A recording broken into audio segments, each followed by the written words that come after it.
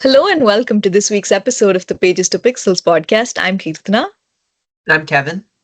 and this week we're talking about Wicked, the Directed by musical. John Chu. Before we go in further, here's the logline. Elphaba, a misunderstood young woman because of her green skin, and Glinda, a popular girl, become friends at Shiz University in the land of Oz. After an encounter with the wonderful Wizard of Oz, their friendship reaches a crossroads. Um, how do you feel about that logline? I think it's pretty accurate. I mean, Hmm? the majority of the film takes place in the school, Yeah. and I mean, the prologue of the movie is about how is like the tail end of the Wizard of Oz, the first film. Mhm. So it kind of makes sense since Glinda, or sorry, I was going to correct you and say it's Galinda, the way that she No, has no, said no. it. Oh, is it the opposite? Like she said, No, it is Girl Linda, and then it turns into Glinda. Yeah. Um, this movie was a lot. Why do you? What Yeah. makes you say that? What was it? 2 hours, 30 minutes long. Yeah, just Um, about. yeah, some interesting social causes stuffed in there, which I don't know if they were planning to see them through or what they were about. It was interesting. Should we talk about the Wizard of Oz first before we jump into Wicked? Yeah, I think that would be a good starting point. The Wizard of Oz is one of the most famous, sometimes even described as infamous, Mm-hmm. motion pictures in old Hollywood. Mm-hmm. Back then, I don't think many producers or people that were even involved in the project thought that it was going to even be a success. They thought it was never even going to get made. Since Mm-hmm. it just had such a high production value, and it was one of the first like Technicolor movies. Now, saying we also hear that there's nightmare stories from the set because the Tin Man apparently was covered in toxic paint, and I think there's a scene where there's supposed to be fake snow or something, Yeah, and it's just it was made out of it's disgusting. asbestos. Yeah, Yep. So also really scary stories of Judy Garland having to be on cigarettes so that she could stay energetic through the shoot and thin. Um, yeah, that yeah. started her like a big addiction, and I feel Hmm. like as well received as the movie is now, Hmm. I think Hmm. stuff like that just like always lingers over that movie. Whereas I feel Hmm. like Wicked has always had this like reputation aside from the Wizard of Oz. It's almost like they just don't really Yeah. mention it in the terms of the world that they're trying to Hmm. build. Yeah, very true. Speaking of the world, it is very rich. There is a Yeah. lot to draw from. This is like a true transmedia property, I think. Especially with just the I don't know the several lines of toys that they've come out Mhm. with after this. It's pretty cool. I mean, I think the world that this story is built in is one of my favorites. Well, I just know for a fact they made like a Tom and Jerry go to Wizard of Oz, and it was one of the worst received movies ever. I don't know why I remember this fact, but that's the only Yeah. other Wizard of Oz thing. I think overall, just speaking to that movie's quality, I quite like it. I mean, if you ask me as a 10-year-old child what my favorite movie was, there's a chance I say that one. But now that Yeah. I think time has passed, like I think it's kind of just like a classic family movie that you could throw Mhm. on for anyone, and they would be like, "Yeah, I like The Wizard of Oz." There was so the first time I got introduced to this property was I think when I was in high school or maybe younger, maybe middle school. Um, there was a James Franco Wizard of Oz thing that came out back in the day. That was the first one I saw. And then later Oh, when The I Wonderful Wizard or yeah, something. that's right. Yeah, Yep, yep, yep, Oz the yep. Great and Powerful. Yeah, yeah. Yeah. I saw that one first, but and then after I came to film school, we saw the original old one, and now I've seen Wicked. And I think out of the three, I like Wicked the best, considering I didn't love Wicked. Uh, that's interesting, I think. Well, I think Um, it's more interesting that you quite said you quite like the property, but you like Wicked the most. But also, I don't know how. I don't know. How do you explain that? Because I okay, thought, what do you let's let not like about the original? I guess. it was just very simple. Like the solve was simple. Mm-hmm. Like they had this rich and complicated world. Well, I know. Okay, it is very clear that this is a children's property. Like it's meant for kids, right? Mm-hmm. Um, and maybe I just watched it too late in life for me to be appreciative of it.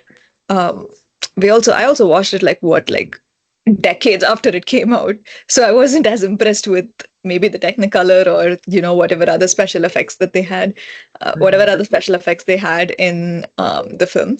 Um, I also think that my opinion was very colored because I knew about the BTS stories first before I watched the Right. film, and it was very hard for me to separate 14-year-old girl being forced to like smoke cigarettes when I was watching this film.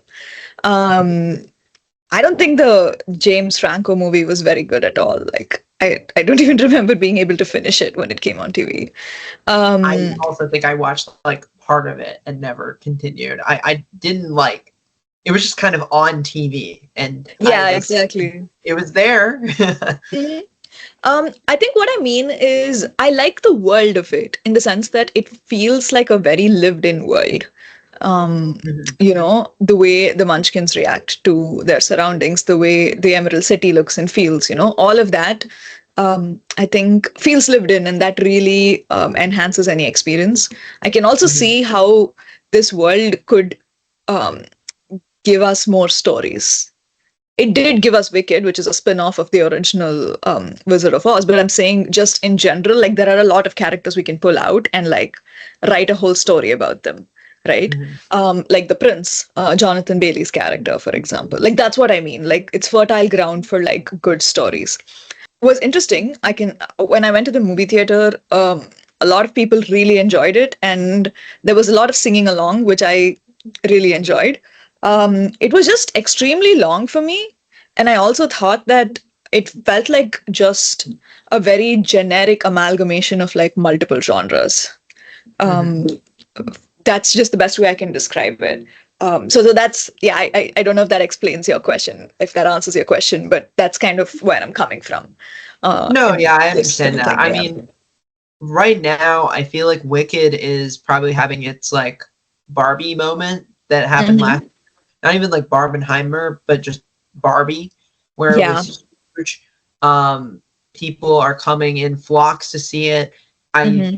I think that this is a case of what works in Hollywood right now is having that existing IP and Yeah. building off of it. And it already had fans from Broadway. I Hmm. honestly, I was not really that interested in seeing this film because I haven't seen the Broadway show, Right. and it doesn't seem like a thing that I was that interested in. Like, oh, I want to see Wicked. It was all just like, oh, I like these performers, which Right. when I saw who was cast, I was not like disappointed, but I was just like, I don't have that investment in Mhm. this franchise or in these actresses. But yeah. Yeah, I feel like for a lot of people, I mean, this worked because they were so invested in the IP. Mhm. It was a fantastic film to watch in the movie theater, I think. There was Yeah. it's very surprising because I think off late I've noticed theaters getting more and more empty. Sometimes I'll just be the only one, or like me and my friends will be the only couple of people in the theater. This one was a lot more full, which was cool. There was also definitely like a weird sense of community with it. Like everybody was interested and contributing in a sense.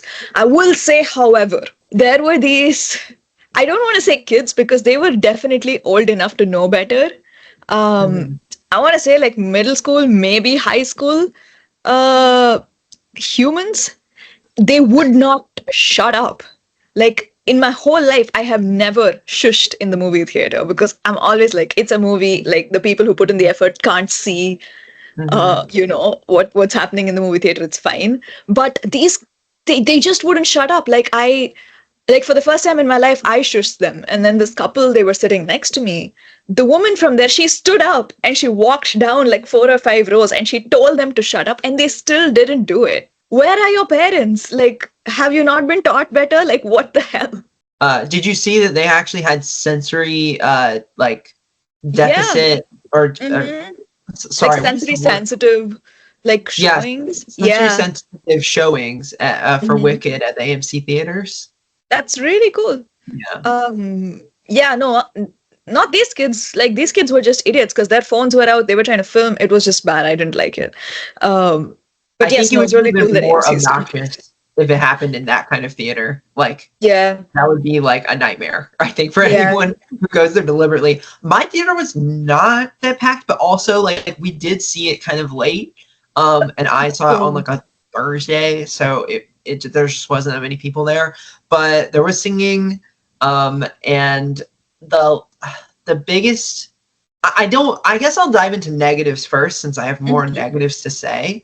But mhm, the this screen, like the film and the screen at the mhm, AMC and how the lighting in this film just doesn't work at all is such an mhm. eyesore that I don't mind long movies, but 2.5 hours of staring at High the brightest saturation. one Yeah. of your entire life is terrifying. Like, it's so bad.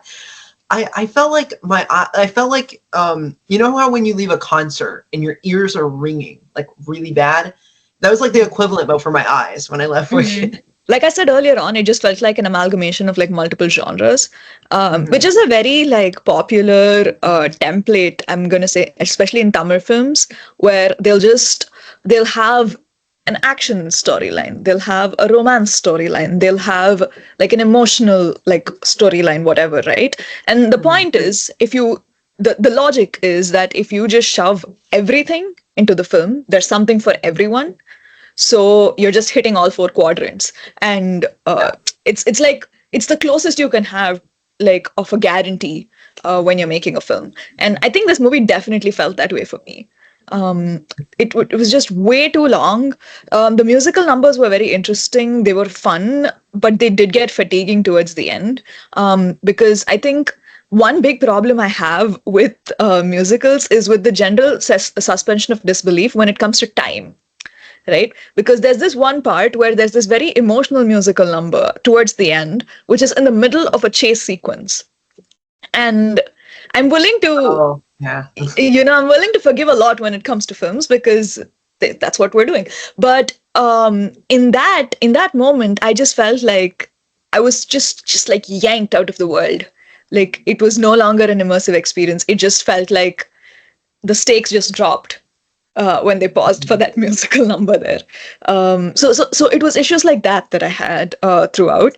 Otherwise, I thought it was fairly enjoyable. So aside from the lighting issues that I had, I agree with you about a lot of the moments of mainly like taking me out of the world. I think that one of the big reasons for that was the casting.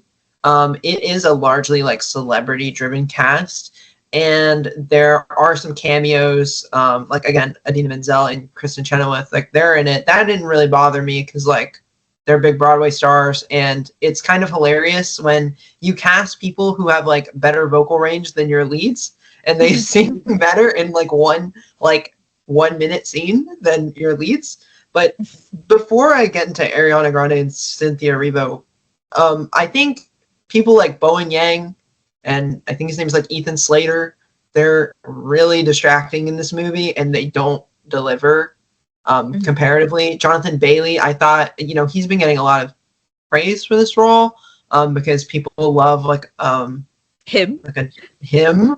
I thought he was fine. I really was not impressed by these performances, but I think the casting specifically is what really distracted me because I just could not believe their characters. I was like, this is an SNL sketch. It's not Mm, a it's yeah. not a it's not characters in a film that I feel immersed by. Yeah. And another aspect that I didn't like was I just felt the beginning was too bloated on the Mhm, backstory. I thought it took way mhm. too long to get into the meat Yeah. of the story. And Mhm, once I think it was around the middle of the film where they go to what is essentially like the shiz prom or something, their yep. dance. Yeah. By the way, I hate saying the shiz. It's so annoying.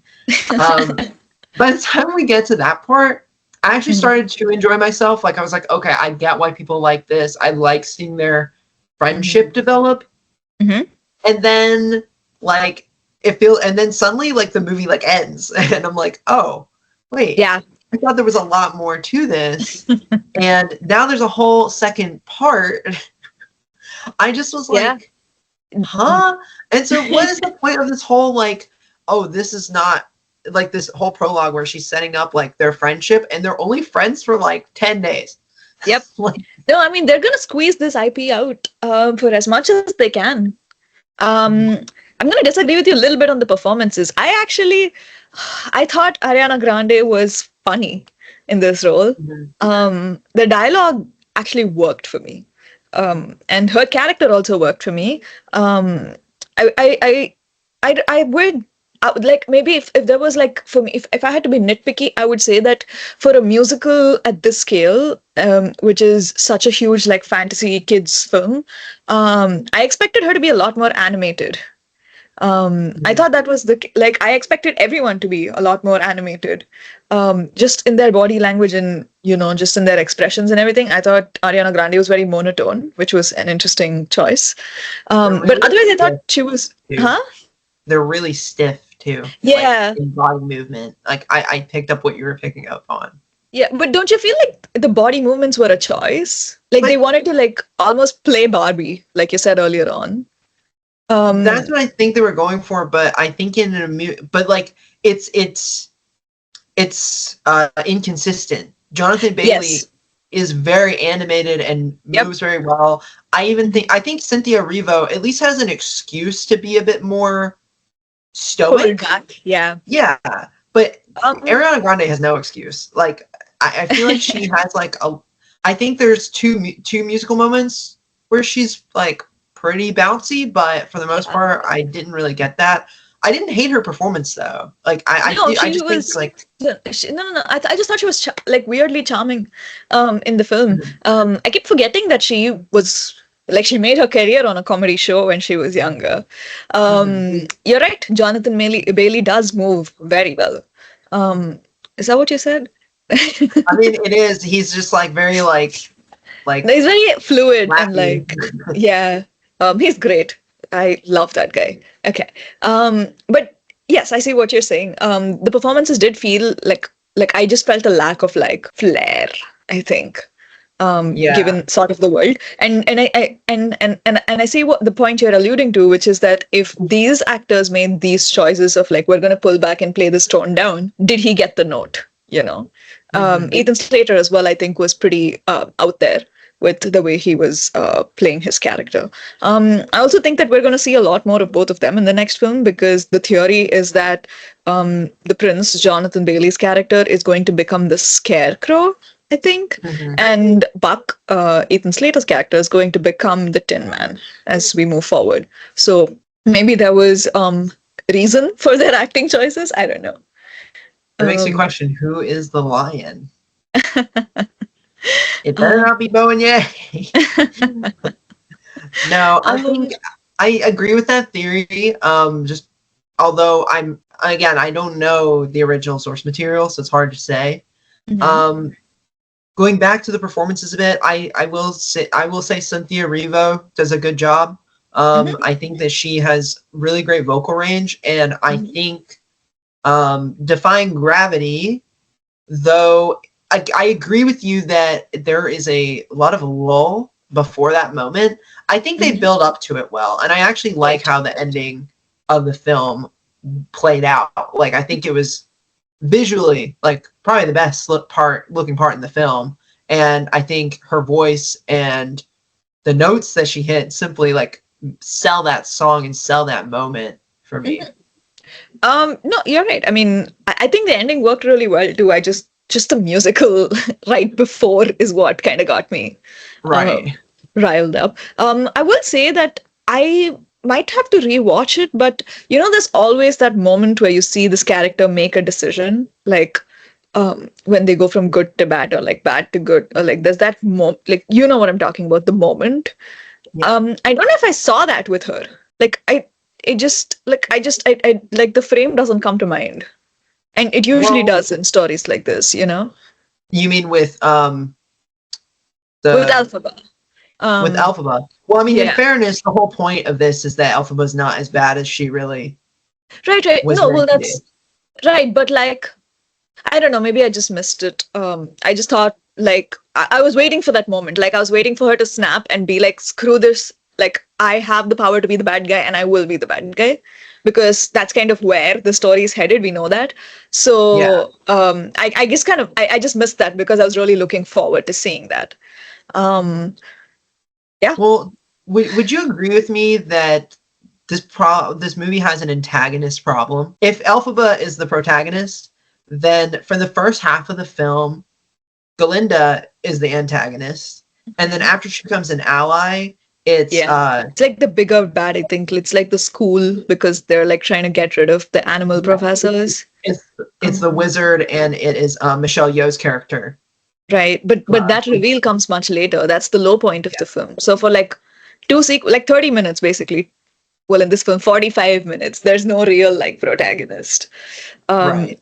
Although it's kind of foreshadowed well. Like I knew it as is, yeah. soon as Michelle Yeoh showed up, like I've played enough like Pokemon games to know that like an early character that's not like your main mentor is like Mhm. evil. Like Yeah. inherently. Yeah, and the other thing is I think I've caught on to it when in the first like school sequence when Elphaba like does the spell and everything comes crashing down. Mhm. Um you see that there's like a mural with the animals Yeah. on top, and then that was I guess like built over with like a mural with like humans. So when I saw Mhm. that I was like, okay, there's like more to this. I think they become friends. I think that would be fair to say. And at low point, which is like at the end of the second act, is when she finds out that Michelle Yeoh and the wizard were both like in cahoots. So for the entire back half of Act Two, so that's like 45 minutes, 50 almost. There is no real antagonist. So yeah, there's definitely an antagonist problem. What did you Uh, make of the animal connection that Elphaba had with like the goat professor and the rest of the world? I wish they'd indulged in it more. I wish that had been one of the main conflicts that they explored in the film. It was really interesting, and it's obviously like a great metaphor, and it's very relevant. So when we're seeing all that play out, like I got interested, and I was very excited to see where it went. But obviously, they're gonna hopefully explain it in the second film. But I did feel a little cheated out of it with this one. Mhm. I thought it was like one of the only elements that did work. Like I did like I agree with you. I think it needed to be fleshed out more. It doesn't have many scenes dedicated to it, but I like the simplicity of it. And I also think it was really interesting to cast Peter Dinklage as the goat. Like I thought that was a very interesting choice, and he Yeah, does a good job he does. of It that. well, it started like I heard the dialogue and I was like, I know this voice. And it took me like a couple of seconds, but when I realized that it was Peter Dinklage, I couldn't like unsee it. Like I couldn't unhear it. Like all I saw was Peter Dinklage on screen. Also what I liked was the set design, I think. Yeah, It was very well done. It was also very consistent throughout. The fantastical elements stayed the same. I especially really liked the little miniature set that was there in like like in the I was gonna say in Jeff Goldblum's house, but I mean in the wizard's castle.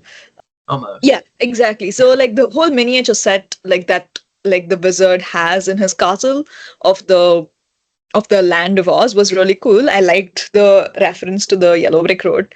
Um, Mhm. yeah, I like that might have been like one of the things that I liked the most about this film. Uh, I guess in terms of positives, the only other thing I would like to touch on is I don't know. It's really hard to say. I mean, I feel like I've sung a lot of the praises of the movie, and I've got to say, I think this is a very ambitious movie. But I think it has like a lot of push and pull. Like I think the performances are like suitable, but I think the casting distracts me. I think that the musical moments are good, like Defying Gravity is a good song, and there's a great performance with it. But the rest are either forgettable or like kind of just not exactly my favorite thing to come out of the movie. And then when it comes to the set design, I agree with you. I think the practical sets are great. Like we saw with Barbie, I really like the classic dollhouse. Like a lot of that movie looked real. But then there's some like wide shots of the film that look really digital, and it's an eyesore. I really don't like looking at it. Yeah. Honestly, you know what I've noticed like recently after like CGI has become as common as it has, is that the extreme wide shots that they have no longer have that appeal. Because like back when it had to be practical, they had to get in a helicopter and shoot an extreme long shot from a really far distance. And I think the scale worked better then, because for whatever reason, my brain has not adjusted to the scales of CGI yet. So it just feels artificial. I can't really put my finger on why, but that's just how it is. And I feel like this has been consistent like throughout, like for the past like 5-6 years, if not even longer. Like anytime I see like a really they're called scope shots. Like when you cut a trailer, like shots like that which show the world, they're called scope shots. But yeah, all of those, they just like, it's not the same effect it's not the same effect as in like Harry Potter, for example, when you see the miniature set, right? I don't know, something about those just feel a little more real. What would you say was your favorite element? Like what stood out to you? I think that my favorite element of the film is probably the costumes. I decided to save that one for the end because I think that the witch's costume that Elphaba has it looks really good, and it looks a lot like the original. And I also think that Galinda's at the beginning is very good looking. I think that the Emerald City outfits also look really good. I think when it got to that point, the Munchkin characters, they're kind of like, they kind of changed what they looked like. But, I think one criticism that I would disagree with this film is that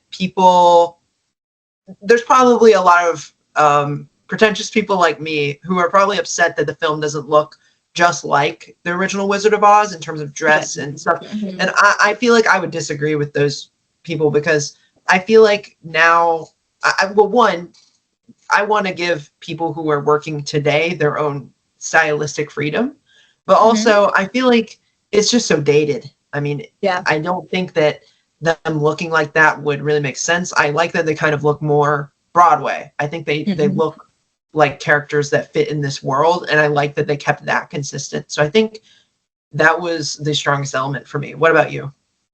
I think dialogue really worked very well, but also I want to say that the chemistry between Elphaba and Glinda, that did really work well for me. I quite enjoyed it. I think Ariana Grande's performance also stood out to me. But if I had to pick one, I would say their chemistry. There was like, I bought into the love hate. I bought into the conflict. I bought into all of it, and I thought it was very well done. Okay, so for those of you who are not aware or are new to this channel, we do our ratings on the script coverage scale. It is not a recommendation. It is just our score of how much we liked the movie. So pass would mean that we didn't like the movie that much. Consider means that we find the movie mid. And then recommend would mean that we really liked the film and strong, and we give it a accent of strong or weak depending on how much passion we have for it. So with that said, Kirtana, what would you rate Wicked?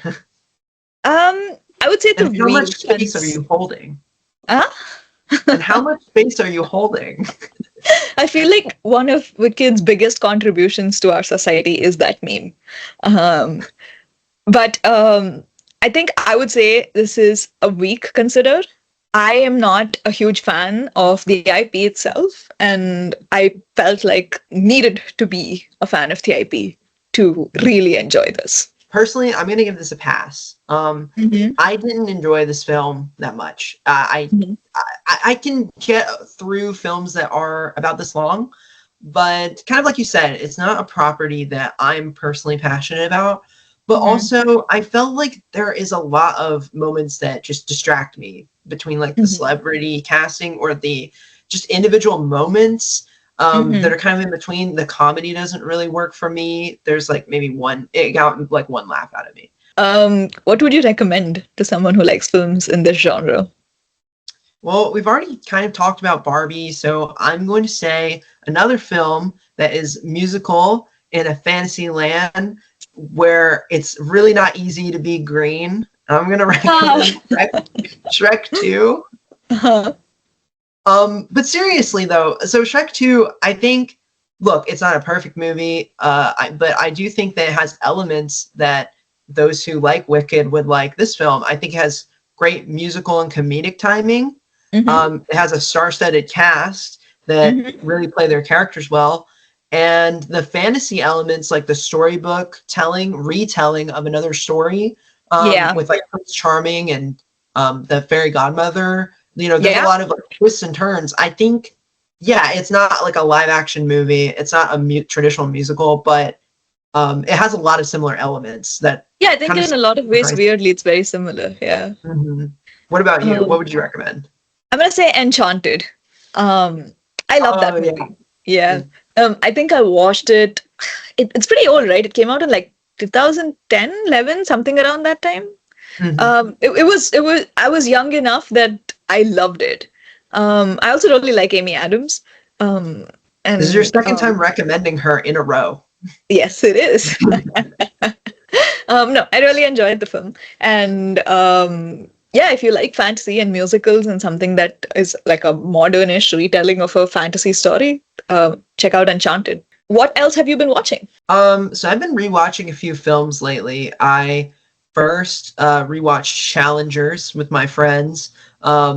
I really love the film. The first time I saw it, it was in an empty theater with an elderly couple in the back who, after I spoke to them about the movie, they said, that wasn't very good. But I completely disagree. I love Challengers. And Mm-hmm. I rewatched Decision to Leave, Mm-hmm. the South Korean drama that came out in 2022, I Mm-hmm. want to say. It's been a Um, minute, yeah. I really love that film. I think it got snubbed for the Oscar, or at least the international Oscar. Right. Um, Mm-hmm. my opinions didn't change on that, but I recommend both of these films. So yeah, what about you? I watched this Telugu film called Lucky Bhaskar.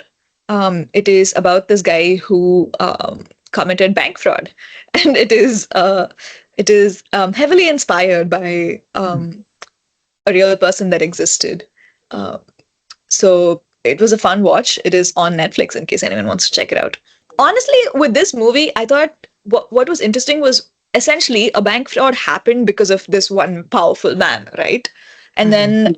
then what they did in this movie was they did not use that man's perspective. They just made it about this other fictional character who indirectly benefited because of this guy's fraud. Um, it was really cool. It was a very fun movie. I recommend it for everyone. It's called Lucky Bhaskar. Nice, I'll check it out. Yeah. Before we go, Hmm. there was one other meme that we forgot to discuss, which was Alphaba talking to her little sister, and she goes, "Yeah," like really. I just wanted to Oh, touch on that. Yeah. one more. I don't have thoughts on that. I just think it's funny. One more thing that I want to talk about is what did you think about the outburst that Cynthia had online when someone photoshopped the movie's poster to look more like the musical's poster? I mean, this is a kind of thing that happens all the time. Yeah. Like, if when the new Harry Potter series comes out, right, Yep. for HBO Max, Hmm. this is going to happen with this new Yeah. cast. It's going to be like a diverse cast, Hmm. and they're going to change it in a Hmm. way to make it look like it. I don't think this is something that is like a personal slight against her. I didn't really follow it that much, But from what I could gather is it was just like feeling erased, and like I understand where she's coming from, but I also don't think that whoever was doing it was like intentionally Yeah. doing it to go against this movie. I think it was in favor of this movie. Yeah, I think I see both sides of it because if I was an actor and someone photoshopped my poster that I worked like for a movie that I worked really hard on and they like made me like go away, like they basically like covered my face with something, I would be upset. Um Right. I don't know. I know she commented a little bit about it being like using AI to replace her or something like that. I don't know how I feel about that. But I also see I the feel other like side where most of some, which it looks like it was AI, so I don't know. yeah, like Ariana Grande's hand, right? If you think like she has her hand out like that, and it does not look like a real hand.